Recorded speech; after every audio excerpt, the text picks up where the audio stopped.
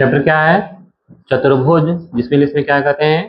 Quadrilateral कहते हैं। ठीक है, इस चैप्टर में हम चतुर्भुज के प्रकार और एक महत्वपूर्ण थ्योरम है जिसे मध्य बिंदु प्रमेय कहते हैं। क्या कहते हैं? मध्य बिंदु प्रमेय कहते हैं। उस प्रमेय के बारे में और चतुर्भुज के प्रत्येक गुणों के बारे में इसमें पढ़ेंगे। ठीक है, तो सबसे पहला चीज समझेंगे कि चतुर्भुज है क्या। जैसा कि नाम से स्पष्ट हो रहा है, चतुर्भुज अर्थात कितने भुजाएं? 4 भुजाएं। ठीक है, जिस प्रकार से हम लोग पिछले चैप्टर में क्या पढ़े? त्रिभुज के बारे में, ट्रायंगल के बारे में पढ़े। उसमें त्रिभुज था, कितने भुजाएं? 3 भुजाएं। इसमें क्या है? चतुर्भुज अर्थात 4 भुजा। ठीक है, और 4 भुजा जिसके भी हो उसको क्या कहेंगे? चतुर्भुज कहते हैं। और 4 भुजा कैसा? सरल रेखाखंड से घिरा। कैसा? सरल रेखाखंड। जैसे यहाँ पर देख रहे हैं कि A B, B C, C D और ए डी, ये 4 रेखाखंड है। और ये चारों कैसा रेखा है? सरल रेखा है। क्या ये कोई वक्र रेखा है क्या? नहीं। ठीक है, तो 4 सरल रेखाखंडों द्वारा घिरा हुआ जो क्षेत्र रहता है उसी को क्या कहते हैं? चतुर्भुज कहते हैं। ठीक है, तो यहाँ पर देख सकते हैं ए बी सी डी एक चतुर्भुज है। किसी चतुर्भुज में कितने भुजाएं होते हैं? 4 भुजाएं होते हैं। बता सकते हैं यहाँ पर वे 4 भुजा कौन कौन से हैं? ठीक है, A B, B C, C D और ए डी, ये 4 भुजाएं यहाँ पर हैं। ठीक है, जिस प्रकार से त्रिभुज में 3 भुजा और 3 कोण होता था, उसी प्रकार से चतुर्भुज में कितने भुजा? 4 भुजा और कोण कितना? 4 कोण। कौन कौन सा कोण है यहाँ पर बता सकते हैं? कोण ए, कोण बी, कोण सी और कोण डी। इस प्रकार से किसी भी चतुर्भुज में मुख्य रूप से 4 भुजाएं और 4 कोण होते हैं। अर्थात कुल इसके कितने अंग हुए? 8 अंग। ठीक है, त्रिभुज में कितना होता था? 6, 3 भुजा और 3 कोण। ठीक है, कोण को हम यहाँ पर शीर्ष भी कह सकते हैं, शीर्ष ए बी सी और डी। ठीक है, अब ये 4 भुजाएं 4 कोण को हम अलग अलग वर्गों में बांटते हैं। इसमें से पहला है क्रमागत भुजाएं। क्या लिखा हुआ है? क्रमागत भुजाएं। क्रमागत का मतलब एक के बाद दूसरा, एक के बाद दूसरा। जैसे ए बी के ठीक बाद कौन सा भुजा? B C. ठीक है, तो ए बी और बी सी ये दोनों कैसे भुजा हो गए? क्रमागत भुजा हो गया। बी सी और सी डी ये दोनों भी, सी डी और ए डी ये दोनों क्रमागत भुजा हो गया। और फिर ए बी और ए डी ये दोनों भी क्रमागत भुजा। अर्थात क्रमागत भुजा कौन सा हो गया? ए बी और बी सी। ठीक है, फिर बी सी और कौन सा? सी डी, सी डी और ए डी और ए डी और ए बी। ठीक है, तो ये सभी जो 4 पेयर हम यहाँ लिखे, इन चारों को क्या कहेंगे हम? क्रमागत भुजाएं कहते हैं। ठीक है, क्रमागत को हम दूसरे शब्दों में आसन्न भुजा भी कहेंगे। क्या कह सकते हैं इसको? आसन्न। आसन्न का मतलब एक दूसरे के बगल वाला। ठीक है, आसन्न का मतलब एक दूसरे के बगल वाला, एक दूसरे से सटा हुआ, एक दूसरे से जुड़ा हुआ। ऐसे भुजाओं को क्रमागत भुजा या फिर आसन्न भुजा कहेंगे। दूसरा है सम्मुख भुजाएं। दूसरा क्या है? सम्मुख। सम्मुख का मतलब क्या हुआ? मुख के सामने। ठीक है, जिस प्रकार से ए बी के ठीक सामने कौन सा भुजा हुआ बताओ? सी। ए बी के ठीक सामने कौन सा भुजा? सी डी। और बी सी के ठीक सामने ए डी। इस प्रकार से ए बी के सामने कौन सा भुजा हो गया? सी डी। और बी सी के सामने कौन सा भुजा हुआ? A D.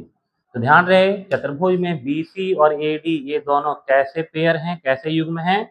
सम्मुख भुजाएं हैं। ए बी और ये सी डी ये दोनों कैसा है? ये भी सम्मुख भुजा है। ठीक है, अगला है क्रमागत कोण। अगला क्या है?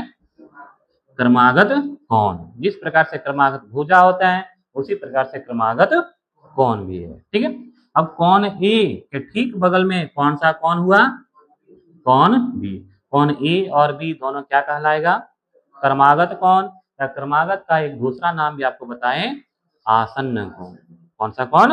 आसन्न कोण। ठीक है, कोण बी का क्रमागत कौन सा हो जाएगा? कोण सी। कोण सी का क्रमागत और कोण डी का क्रमागत कौन? ए। इस प्रकार से क्रमागत कोण के भी कितने पेयर बनते हैं? 4 पेयर बनता है। ठीक है, ठीक उसी प्रकार से अगला है सम्मुख कोण। ये सॉरी, अगला क्या है? सम्मुख कोण। सम्मुख कोण का मतलब जिस प्रकार से सम्मुख भुजा होता है उसी प्रकार से सम्मुख कोण भी होता है। बता सकते हैं कोण ए के ठीक सामने कौन सा कोण है? कोण बी, सी या डी? तो कोण ए के ठीक सामने कौन सा कोण है? कोण सी है। इसका मतलब कोण ए और कोण सी ये दोनों क्या कहलाएगा? सम्मुख कोण कहलाएगा। ठीक, उसी प्रकार से कोण बी और कोण कौन सा बी के सामने? कोण डी, ये दोनों क्या कहलाएंगे? सम्मुख कोण कहलाएंगे। ठीक है, और एक लास्ट है विकर्ण जिसको डायगोनल कहते हैं। क्या कहते हैं? डायगोनल। विकर्ण किसको कहते हैं? किसी भी चतुर्भुज के, किसी भी चतुर्भुज हो या कोई भी बहुभुज हो, ठीक है, उसके आसन्न शीर्ष को छोड़कर, आसन्न शीर्ष को छोड़कर किसी दूसरे शीर्ष से मिलाने वाले रेखा को ही क्या कहते हैं? उसका विकर्ण कहते हैं। अब आसन्न शीर्ष, आसन्न कोण का मतलब जैसे कोण ए का आसन्न मतलब पड़ोसी कोण, कर्मागत कोण कौन सा हुआ?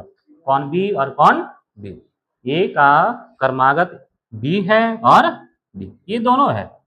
बी का भी कर्मागत आसन कोण ये भी होगा और ये भी होगा, होगा कि नहीं होगा? ठीक है, तो ए का इस बी और डी को छोड़कर बाकी जो भुजा बचा हुआ है, बाकी जो कोण बचा हुआ है, उससे मिलाने वाला रेखा को ही क्या कहते हैं? विकर्ण कहते हैं। अब बी और डी को छोड़ करके कौन सा बचा? सी। ठीक है, तो ए को सी से मिला दिए, यह जो रेखा है ए सी, यही क्या है? विकर्ण है। ठीक है, बी को किसे मिलाएंगे? डी से, तो बी डी क्या हुआ? विकर्ण। तो एक चतुर्भुज में कितने विकर्ण? दो, ए सी और बी डी, ये दोनों यहाँ पर क्या है? विकर्ण है। ठीक है, अब यहाँ पर चतुर्भुज था, इसीलिए यदि भुजाओं की संख्या ज्यादा हो तब क्या होगा? ध्यान दो। अब यहाँ पर ये कितना भुजा है? देखो कितना भुजा हो गया? 6 भुजा हो गया। अब यहाँ पर हम विकर्ण खींचते हैं। ठीक है, तो विकर्ण कौन सा हो जाएगा? जैसे इसका नाम लीजिए A B C D E और एफ। तो बगल वाले भुजा को, बगल वाले कोण को छोड़कर, बगल वाले कोण को छोड़कर बाकी जितने भी कोण हैं, जितने भी शीर्ष से हैं, उसको मिलाने वाला प्रत्येक रेखाखंड उसका क्या कहलाता है? विकर्ण कहलाता है। ठीक है, जैसे ए का बी और एफ ये दोनों क्या हो गया? कर्मागत कोण हो गया। क्या हो गया? कर्मागत। इन दोनों को छोड़कर बाकी जितना को भी मिलाएंगे वह सब क्या हो जाएगा? विकर्ण। जैसे ए को मिलाएं सी से, ये पहला विकर्ण, ए को मिलाएं डी से, ये भी विकर्ण, ए को मिलाएं ई से, ये भी विकर्ण। ठीक है, उसी प्रकार से बी से खींचेंगे ए और सी को छोड़कर, क्योंकि ए से देखो बी से ये तो मिला हुआ पहले से, बी को सी से पहले से मिला हुआ है। अब इन दोनों को छोड़कर देखो 1 2 3, ये भी क्या हो गया? विकर्ण।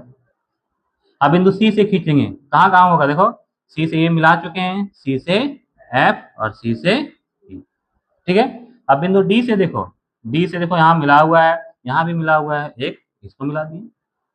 ठीक है, अब ई से देखो यहाँ भी मिला हुआ है, यहाँ भी मिला हुआ है, यहाँ भी मिला है। इस प्रकार से देखो कितने सारे विकर्ण हो गए? बहुत सारे। ठीक है, तो विकर्ण का मतलब, डायगोनल का मतलब क्या हुआ? अपने क्रमागत शीर्ष या आसन्न शीर्षों को छोड़कर शेष जितने भी कोण हैं, जितने भी शीर्ष हैं, उससे मिलाने वाला प्रत्येक रेखाखंड क्या कहलाता है? विकर्ण कहलाता है। ठीक है, इस प्रकार से चतुर्भुज से संबंधित ये महत्वपूर्ण बिंदु थे। अब ये सभी का जरूरत आगे पूरा चैप्टर में आपको पढ़ता रहेगा। ठीक है।